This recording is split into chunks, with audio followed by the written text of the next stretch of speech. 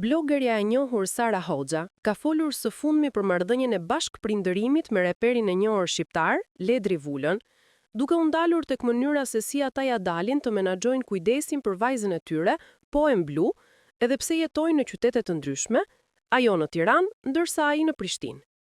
Gjatë një sesioni pyet më në Instagram, një ndjekës e pyeti Sarën, si e menaxhon sfidën e bashkëprindërimit kur jetoni në qytete të ndryshme? Sara u përgjigj me një mesazh të sinqert dhe të drejtë për drejtë, duke treguar se procesi nuk është gjithmonë i thjeshtë, por se çdo gjë mësohet me kohë. Ajo shkroi: "Nuk është gjithmonë e lehtë, por me kohë mëson si ta bësh të funksionojë. Komunikimi dhe respekti janë gjithçka. Në fund të ditës, ajo që ka më shumë rëndësi është i bësh fëmijët të ndihen të dashur dhe të sigurt, pavarësisht distancës."